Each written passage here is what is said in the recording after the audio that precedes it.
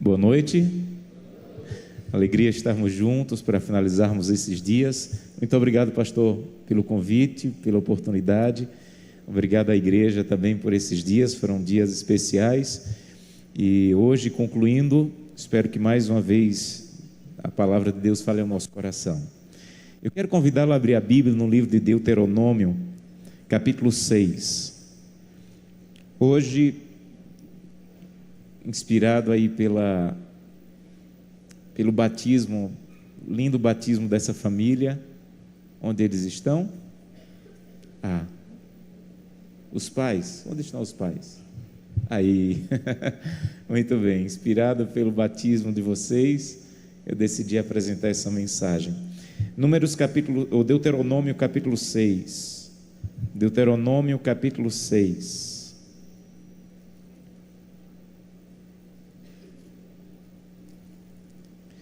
Antes de lermos, mais uma vez, vamos fechar os olhos, vamos falar com Deus. Querido Pai, muito obrigado pela oportunidade de estar na Tua casa, muito obrigado pelo privilégio de abrir a Tua palavra e poder ouvir o que o Senhor tem a nos falar através da Bíblia. Santo Deus, perdoa os nossos pecados para que, sem o impedimento do pecado, possamos claramente sentir a Tua presença e ouvir o que o Senhor tem a nos falar. A Tua palavra é poderosa, Santo Deus, e ela sabe, através do Santo Espírito, o que cada um aqui necessita ouvir. Então, nos dê essa certeza de que o Senhor vai falar ao nosso coração. É o que te pedimos em nome de Jesus. Amém. Em todas as religiões e cristãs e até o judaísmo, que não abraçou Jesus Cristo como Messias, mas que crê no Antigo Testamento como a palavra de Deus, o Pentateuco, os 5 primeiros livros de Moisés, são tidos como a base de toda a crença cristã. Então, tudo que a Bíblia vai apresentar, você pode encontrar nos 5 primeiros livros da Bíblia. Eles são a base para tudo que nos aguarda ao longo do livro. Então, você quer conhecer sobre Deus? Comece pelos 5 primeiros livros. Você quer conhecer sobre o Espírito Santo? Comece pelos 5 primeiros livros. Você quer saber sobre a volta de Jesus? Comece pelos 5 primeiros livros. Porque os 5 primeiros livros, eles tinham como objetivo falar para um povo que passou mais de 200 anos longe de Deus. Quando o povo foi levado para o Egito, não existia Bíblia, não existia nada escrito. Tudo que eles sabiam sobre Deus era o que uma família ia passando para outra, um pai ia passando para o filho, ia passando, e aí Moisés libertou o povo com o poder de Deus do Egito e decidiu, inspirado por Deus e a pedido de Deus, começar a escrever a história da humanidade e da salvação.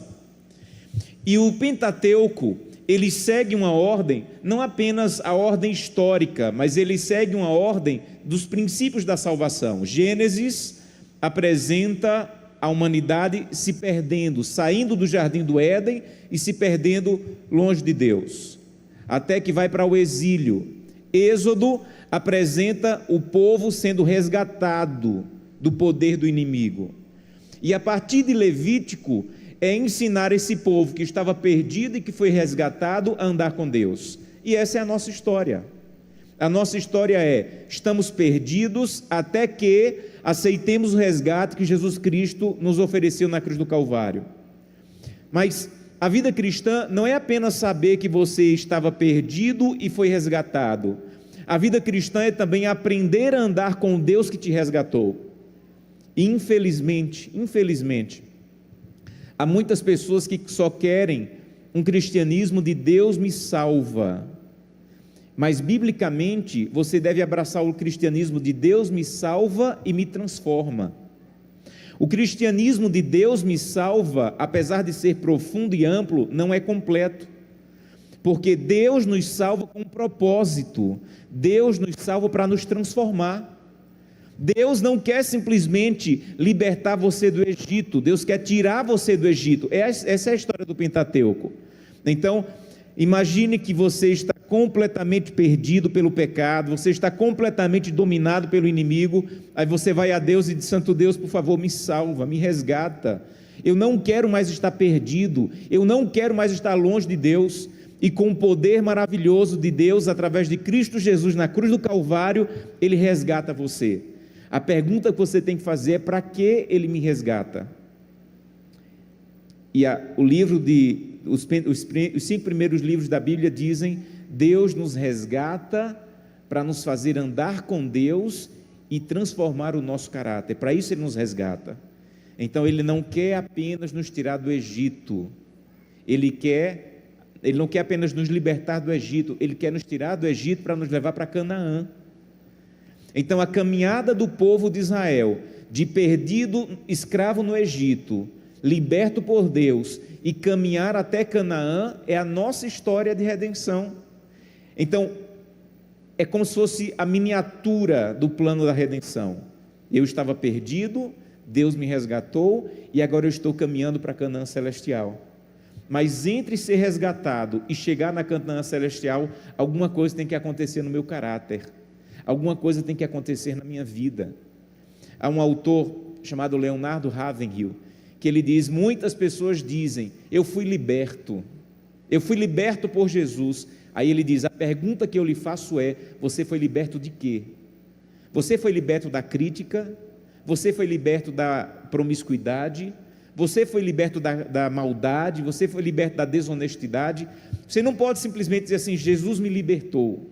Você tem que saber do que é que Jesus está te libertando e do que Ele ainda quer te libertar. Há um outro autor que diz que foi mais fácil tirar o povo do Egito do que tirar o Egito do coração do povo. Deus tirou o povo do Egito, mas eles levaram o Egito, as práticas do Egito, as coisas do Egito, e assim somos nós.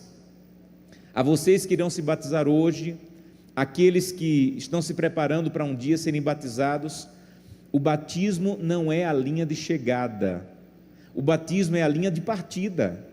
Então tem pessoas que dizem assim: eu batizei e aqui cheguei. Não, eu batizei e aqui eu inicio, porque você ainda vai trazer após o batismo é um momento lindo, um momento tocante, mas quando você levantar da água do batismo, você vai ser a mesma pessoa, mas a mesma pessoa que agora está indo em direção decidida todo dia à presença de Deus.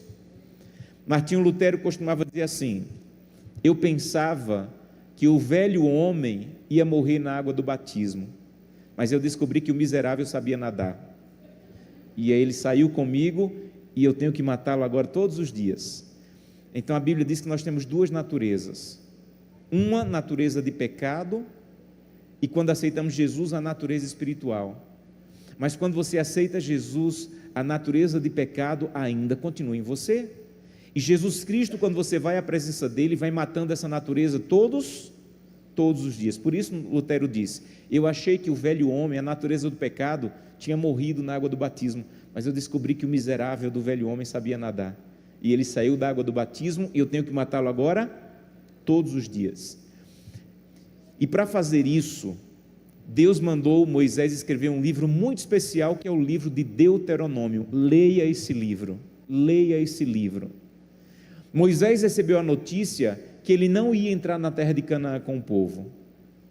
Imagine a dor de Moisés, pensando: meu Deus, eu estou há 40 anos com esse povo, o povo para dar trabalho, eu não vou ser mais o líder deles, eu não vou mais estar orientando eles, o que é que eu faço? Aí Deus diz assim: Moisés, escreve o livro de Deuteronômio. Deuteronômio é Moisés tentando lembrar tudo que ele tentou ensinar em 40 anos, em alguns capítulos. É ele tentando, a sua última tentativa de tirar um monte de coisa que o povo trazia do Egito e que ainda tinha como costume. A mesma coisa que Deus tenta fazer conosco. Todo dia Deus quer tirar alguma coisa que não é de Deus, mas que ainda está em nossa vida. E aí Moisés, ele escreveu uma coisa que para alguns é a parte mais importante do Pentateuco. Capítulo 6, verso 4. Ouve, ó Israel. Deuteronômio capítulo 6, verso 4. Ouve, ó Israel, o Senhor nosso Deus é o único Senhor. Amarás, pois, o Senhor teu Deus de todo o teu coração, de toda a tua alma e de toda a tua força. Estas palavras que hoje te ordeno estarão no teu coração, Tu as inculcarás a teus filhos, e dela falarás sentado na tua mesa, andando pelo caminho, ao deitar, ao se levantar. Também amarrarás como um sinal na tua mão, e te serão por frontal entre os olhos. E você deve escrever essas palavras nos umbrais da tua casa, das tuas portas e nas tuas portas. Gente, olha a importância disso aqui. É um pequeno texto, mas que Moisés diz assim: olha, o que eu vou falar para vocês, o que eu acabei de dizer é tão importante, mas tão importante, que você deve inculcar na cabeça dos seus filhos. Você deve repetir essa palavra quando você for deitar, quando você levantar, quando você sair, quando você entrar. E tem mais, você tem que talhar essas palavras nas portas, nos umbrais. O umbral é aquele triângulo ali onde encaixa a porta, aquela madeira que encaixa a porta. Você deve esculpir essa palavra. Que palavras são essas? Ouve, Israel, o Senhor nosso Deus é o único Deus. Amarás, pois, o Senhor de todo o teu coração, de toda a tua alma e de toda a tua força. Isso era tão importante para Moisés. Passa aí para o capítulo 11, que no capítulo 11 ele repete a mesma coisa, e poucas vezes Moisés repete as coisas. Ele tinha tanto para falar, que ele tinha que escolher bem o que ele escrever, mas quando ele repetia alguma coisa, era da importância do que ele estava escrevendo. Capítulo 11, verso 18: Ponde, pois, estas minhas palavras no vosso coração e na vossa alma, amarre por sinal nas vossas mãos, para que estejam por frontal entre os teus olhos. Ensine isso para os seus filhos. Fale dessas palavras, sentado em vossa casa, andando pelo caminho, deitando, levantando, e escreva nos umbrais da vossa casa e nas vossas portas, para que se multipliquem os vossos dias e os dias dos vossos filhos na terra que o Senhor, sob juramento, prometeu dar aos vossos pais, e sejam tão numerosos como os dias em cima da terra. Sabem, essas palavras são tão importantes que um dia um doutor da lei chegou para Jesus e disse assim: Jesus, qual é a parte mais importante da lei? Como é que o senhor poderia falar o suprassumo da lei, a coisa mais importante da lei? Sabe o que Jesus fez? Citou Deuteronômio 6. Ouve, ó Israel, o Senhor é o nosso Deus, o Senhor é único. Este é conhecido no judaísmo como chamar Israel. Chamar Israel. Ouve, ó Israel. Os judeus davam tanta atenção para essas palavras, gente, que eles começaram a talhar essas palavras na porta. Eles talhavam essa palavra na porta, porque quando eles entrassem ou quando saíssem de casa, eles queriam olhar essas palavras. Com o tempo, eles não mais talhavam, eles criaram um instrumento como esse aqui, chamado mezuzá.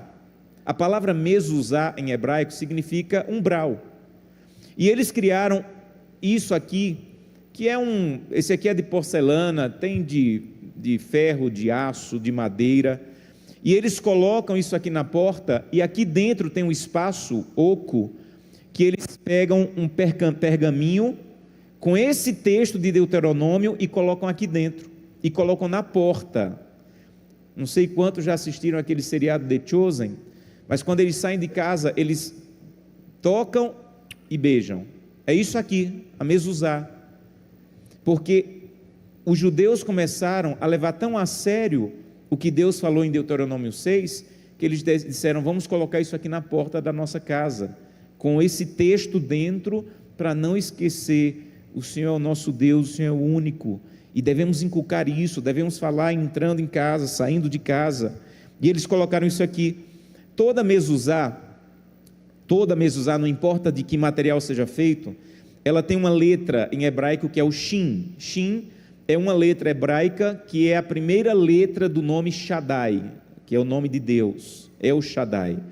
E a primeira letra é colocada aqui. Eles colocam isso aqui no lado direito de quem entra na casa, na altura do ombro, perto dos olhos, e com a letra do nome de Deus inclinado para dentro de casa, como que Deus está dentro dessa casa para proteger essa casa. E saindo de casa ou entrando em casa, eles tocam na mezuzá e beijam, para lembrar: não se esqueça, não se esqueça, não se esqueça. Isso aqui não é um amuleto para os judeus. Eu não estou dizendo que você deve colocar isso aqui na sua casa, é um costume judaico. mas o princípio deve permanecer. Eu não tenho isso na minha casa, eu comprei apenas para usar como ilustração dessa mensagem. Então, não é que eles têm isso aqui como um amuleto, isso aqui é apenas um lembrete. Eu lembro que minha avó, um dia eu vi ela com um barbante amarrado no dedo. Eu perguntei: vó, o que é isso? Ela: não, meu filho, é para lembrar de uma coisa. Hoje a gente coloca lembrete no celular, lá em casa a gente coloca na geladeira, assim, no imã, para lembrar. Os judeus colocavam isso aqui na porta para lembrar. E o que é que eles tinham que lembrar?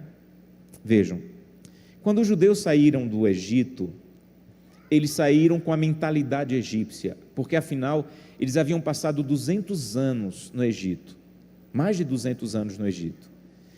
E na cabeça de um egípcio, o Deus ou os deuses são encontrados no templo, na igreja. Então, você quer encontrar com Deus egípcio, você tem que ir no templo. Isso era tão forte que naquela cultura havia o costume de quando você queria que Deus falasse com você dormia no templo. E aí ali você tinha um sonho, e se você sonhasse naquela noite, é porque o Deus, na casa dele, falou com você. Deus precisava quebrar isso na cabeça dos judeus, dos israelitas, e precisa quebrar isso na nossa cabeça. Nós trazemos de outras culturas, não da cultura bíblica, a ideia de que Deus está no templo. Na verdade, o Deus da Bíblia, ele tem um templo que está aberto 24 horas, que é a sua casa. É por isso que quando o judeu colocava isso aqui na porta, ele dizia assim: Deus está aqui. Para os egípcios não. Para eu poder encontrar com o Deus egípcio, eu tinha que ir na casa do Deus. No israelita não. Para eu poder encontrar com Deus, o Deus estava na minha casa. Por isso Moisés disse: coloquem alguma coisa na casa de vocês, que lembre que o Deus dos israelitas é diferente do Deus dos egípcios. Então, se nós fôssemos egípcios, e aqui fosse um templo egípcio, quando acabasse o culto, nós íamos embora e o Deus ficava aqui. Mas o Deus da Bíblia, quando acabar o culto, isso aqui vai ficar vazio e Ele vai nos acompanhar. E a tragédia é nós acharmos que a igreja é isso aqui, quando isso aqui deveria ser uma representação da igreja, que é a minha casa, porque biblicamente é o lar que é a verdadeira igreja do cristianismo. Não é um templo que abre 2 vezes por semana ou 3 vezes por semana, talvez 6 horas por semana. Não é aqui que Deus fica, gente. Sabe onde é que Deus fica? Deus fica na tua casa. Por isso que o culto familiar diário é tão importante. Eu costumo dizer que tudo que a igreja nos oferece é uma sobremesa espiritual. Uma bonita semana de oração é uma sobremesa. Pregador de fora é uma sobremesa. Um retiro espiritual é uma sobremesa. Banquete de verdade é na sua casa, com um culto familiar, com a Bíblia aberta e com o joelho no chão. Mas tem muito crente vivendo de sobremesa, só se alimentando espiritualmente do que a igreja oferece. Quando você dizia: Santo Deus, que maravilhosa sobremesa nós queremos, mas eu quero é o banquete na minha casa. Ouve, ó Israel, Deus quer habitar na tua casa. Deus quer que você pare de trazer a ideia pagã, porque é uma ideia pagã, de que para encontrar com Deus é no templo, quando na verdade eu deveria dizer: Santo Deus, eu vou para o templo celebrar com a igreja, mas para continuar te encontrando. Os melhores sermões são ouvidos por pessoas que têm comunhão com Deus em casa.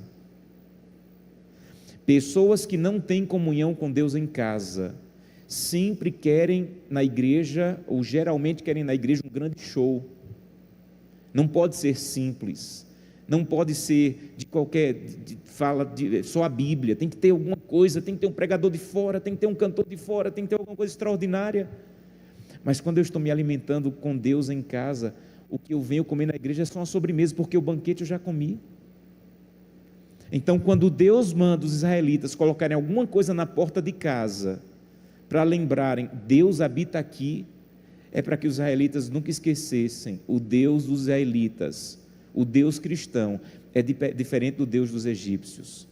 Enquanto o Deus dos egípcios não sai do templo, o Deus do cristianismo sai do templo todas as vezes que nós saímos, e vai conosco, e quer fazer da nossa casa uma sinagoga, uma igreja, e quer que a sua casa seja um lugar tão sagrado quanto o templo. Ele quer que o pai, a mãe e os filhos sejam todas as famílias da igreja, uma família pastoral, em que a presença de Deus habita, em que o poder de Deus é visto, em que o trabalho de Deus se desenvolve naquela casa. Então, o primeiro objetivo que eles tinham de talhar esse texto era para lembrar: o lar é tão sagrado quanto a igreja. O Deus do cristianismo não fica preso no templo, Ele nos acompanha. Segundo, ele diz 2 vezes: inculque isso no coração dos seus filhos. Biblicamente, educar os filhos no caminho espiritual não é delegável. Eu não posso delegar, por mais significativo que seja a função do Clube dos Bravadores, do departamento infantil, do Clube de Aventureiros, é minha responsabilidade inculcar no coração dos meus filhos. Então o clube tem classe bíblica. Meus filhos, antes de batizar, participaram da classe bíblica, mas eu dei estudo bíblico para os meus filhos, porque a responsabilidade é minha, de inculcar no coração dos meus filhos quem é Deus, o amor pela causa de Deus, o envolvimento com a causa de Deus, e a dedicação da minha vida à causa de Deus é a minha maneira de dizer para os meus filhos: o melhor que eu tenho é para a causa de Deus, o melhor da minha vida é para a causa de Deus, e eu quero inculcar isso no coração dos meus filhos. Eu falei, acho que na sexta-feira, que minha filha tem 15 anos e foi estudar no internato, primeira vez que saiu de casa, e eu sempre pedi a Deus, nós passamos os 15 anos que ela passou em casa, fazendo culto, buscando a Deus em casa, estudando a lição da escola sabatina, porque o meu desejo era que no primeiro dia que ela saísse de casa e estivesse sozinha, ela dissesse: meu pai passou e minha mãe passaram 15 anos inculcando buscar a Deus todo dia, eu não vou conseguir parar de buscar a Deus agora que estou longe deles, porque nós passamos 15 anos inculcando isso na cabeça dela. E às vezes quando eu ligo para ela: filha, está fazendo culto? Estou, pai, todos os dias. Está livre, ela podia não fazer, mas inculcamos na cabeça dela, 15 anos. Você precisa inculcar no coração da tua família um envolvimento com a causa de Deus. Você precisa inculcar no coração dos teus filhos a fidelidade e o compromisso com Deus. Eu louvo a Deus porque eu sou filho de uma mãe que conseguiu inculcar isso. Todos os dias eu via minha mãe dando estudo bíblico, levava os 3 filhos com ela, e hoje a paixão que eu tenho de falar de Jesus é resultado do que foi inculcado durante toda a minha infância por minha mãe. Então, primeira coisa que a Mezuzá lembrava para os judeus: o lar é tão sagrado quanto a igreja. Segunda coisa, o Deus do cristianismo não está preso ao templo, Ele nos acompanha. Terceira coisa, é responsabilidade dos pais. E o que é que eu tenho que ensinar? Amar o Senhor teu Deus. Ame o Senhor teu Deus de todo o teu coração, de toda a tua alma e com toda a tua força. A pergunta que você tem que responder essa noite é: você tem buscado a Deus com todo o teu coração, com toda a tua alma e com toda a tua força? Você tem falado do amor de Jesus para as pessoas com todo o teu coração, com toda a tua alma, com toda a tua força? Você tem sido fiel a Deus com todo o teu coração, com toda a tua alma, com toda a tua força? Então, gente, ter um templo não era exclusividade dos israelitas. As outras culturas pagãs também tinham templo, mas a maneira como eles se relacionavam com o Deus do templo era diferente do paganismo. Quer ver outra coisa que Deus queria que fosse diferente? Abra sua Bíblia no Salmo 50. Salmo 50. A primeira coisa era a relação do povo com o templo. deveria ser na casa, e o templo era apenas uma sobremesa. Outra coisa que Deus queria que fosse diferente era a compreensão de quem era Deus. Vejam, no Antigo Testamento, para o povo lembrar que um dia viria o Salvador, eles tinham que matar animais. Então, o sacrifício de animais era a maneira de o povo lembrar que um dia viria alguém enviado por Deus para morrer. Por isso que quando Jesus morreu, o véu do templo se rasgou e não precisou mais matar animais, porque o verdadeiro Cordeiro de Deus estava morto. Mas até Jesus morrer, todos os dias, os israelitas matavam animais. Agora, matar animais em sacrifício não era exclusividade dos israelitas, todas as culturas pagãs também matavam. Então qual é a diferença do matar animais dos pagãos para o matar animais dos israelitas? Deixa eu te explicar a diferença. No paganismo funcionava assim: está faltando chuva, então eu vou lá no meu curral, no meu rebanho, eu vou pegar uma ovelha, vou levar no templo do Deus tal, a minha ovelha, para que o Deus tal comece a gostar de mim de chuva. Então, não consigo ter filhos, então vou pegar um animal lá no meu curral, o meu animal, vou levar tal Deus e vou sacrificar, porque agora ele vai me ajudar a ter filhos. Então, na cultura pagã era assim: eu vou pegar do que é meu e vou oferecer para os deuses, para que ele comece a gostar de mim. E o povo começou a querer fazer a mesma coisa com Deus. Aí Deus deu uma resposta muito dura no Salmo 50, verso 8. Olha o que diz aí, Salmo 50, verso 8: não te repreendo pelos teus sacrifícios, nem pelos teus holocaustos, continuamente perante mim. De tua casa eu não aceito mais novilhos, nem bodes dos teus apriscos, pois são meus todos os animais do bosque e os animais que estão sobre a montanha. Eu conheço todas as aves dos montes, são meus todos os animais que pulam no campo. Se eu tivesse fome, eu não ia te dizer, porque o mundo é meu e tudo que nele contém. Acaso eu como carnes de touros ou bebo sangue de cabritos? Oferece a Deus sacrifício de ações de graça e cumpre os teus votos para com o Altíssimo. Então Deus disse assim: deixa eu explicar para você. No paganismo é assim: você pega o que é seu e oferece para Deus, para os deuses, para ele gostar de você. Para o povo de Deus não é assim. Quando você vai no curral, o que tem no curral já é meu. Eu sou dono de tudo. Você não pode me alimentar. Você não pode dar alguma coisa a Deus, porque ele disse: tudo já me pertence. Você acha que se eu quisesse alguma coisa eu ia pedir para você? Você acha que se eu tivesse necessidade eu ia dizer para você: eu sou o dono de tudo? Então, você quer oferecer alguma coisa? Você vai oferecer do que é meu, que eu coloquei nas tuas mãos, mas não para me comprar, mas para mostrar que você me ama e me respeita. Então, no cristianismo, tudo que nós fazemos é em resposta ao que Deus já fez por nós. Essa era a segunda coisa que Deus queria quebrar no coração do israelita: não ofereça como os pagãos, que oferecem uma coisa deles para agradar a Deus. Não, ofereça alguma coisa que já é de Deus, reconhecendo que você ama esse Deus e quer servi-lo. Então, quando eu leio a Bíblia pela manhã e oro, não é para aplacar a ira de Deus ou para Deus gostar mais de mim. Deus já me ama. Quando você acorda, Deus já te ama. E você tem que buscá-lo em reconhecimento a esse amor que Ele tem por você. Ninguém devolve dízimos e ofertas para conseguir bênçãos de Deus. Deus não vende bênçãos. É uma mentira. Qualquer pessoa que diga: pague alguma coisa e Deus agora vai te abençoar, isso é antibíblico. Deus está dizendo: já é meu. A devolução dos dízimos e ofertas é apenas como reconhecimento que você entende que já é meu. Não guarde o sábado para prosperar. Guarde o sábado porque você quer passar um dia inteiro com o Deus que te guardou durante toda a semana. Então, tudo que Deus pede não é em benefício de Deus, é em nosso benefício. Não, Deus não vai ganhar nada com isso, nós vamos ganhar. E Deus precisava quebrar isso na cabeça dos israelitas e precisa quebrar isso na nossa cabeça. Então eu quero convidá-lo essa noite a dizer: Santo Deus, por favor, me ajuda a lembrar o que significa a minha casa. Me ajuda a lembrar todo dia o que significa o meu lar perante Deus. Me ajuda a fazer do meu lar um lugar sagrado, tão sagrado, quanto o templo. Que músicas você escutaria na casa de Deus? Escute na casa de Deus onde você mora, porque lá também é casa de Deus.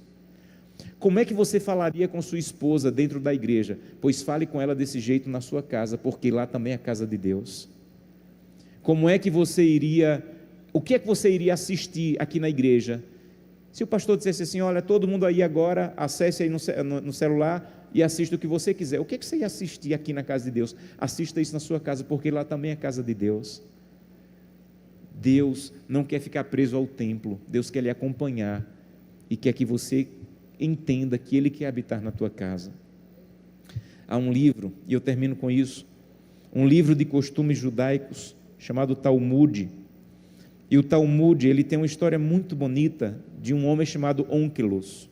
Onkelos era um romano que se converteu, e ele era um romano muito influente, muito rico e muito influente, e o imperador ficou com tanto ódio porque ele se converteu, que mandou um grupo de soldados prender Onkelos para matá-lo.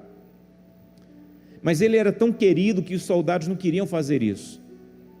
E os soldados tentaram persuadir Onkelos a abandonar a fé para não ser morto. E ele disse para os soldados, se vocês me derem 20 minutos, eu vou explicar para vocês por que eu me converti. E em 20 minutos, ele falou tão de dentro do coração, que os soldados saíram sem ter coragem de prendê-lo. E muitos deles se converteram. Quando o imperador soube disso, ficou com mais ira ainda, mandou um outro grupo de soldados para prender Onkelos, mas com a seguinte ordem: não ouçam ele, porque senão vocês vão se converter também. Então prendam, não deixem ele falar nada e tragam ele para mim. O grupo de soldados foi, não permitiu que ele falasse nada, mas quando o Onkelos estava saindo de casa, ele tinha no umbral da casa dele uma mezuzá, e quando ele estava saindo para ser preso e morto, ele beijou a mezuzá, beijou a mão e sorriu. E aí os soldados não aguentaram e perguntaram: nós estamos levando você para a morte, o que é que significa isso que você beijou e por que você está sorrindo? E ele respondeu assim: o rei que vocês servem fica do lado de dentro de um palácio, na casa dele, e vocês servos ficam do lado de fora para protegê-lo. O rei que eu sirvo mora comigo aqui dentro e vai me acompanhar aqui fora. E eu vou dizer para vocês, ele me protege dentro de casa e fora de casa, e eu estou sorrindo porque eu tenho um rei maior do que o imperador, e não importa o que o imperador faça comigo, o meu rei é o meu Salvador. E ele lembrava o que nós temos que lembrar todo dia: o meu Deus mora comigo, e eu vou viver no meu lar, vou fazer com que a minha casa seja um lugar digno da presença do meu rei. Eu vou fazer com que eu ouço, tudo que eu como, tudo que eu falo, a maneira como eu trato as pessoas em casa seja digno da presença do rei. Porque às vezes é muito fácil sermos cristãos aqui, 1 hora por semana no domingo, 2, 3 horas por semana no sábado, mas nós temos que levar isso em mente. Quando eu saio, o meu Deus sai também, e Ele vai para o templo da minha casa, porque lá continua sendo o templo.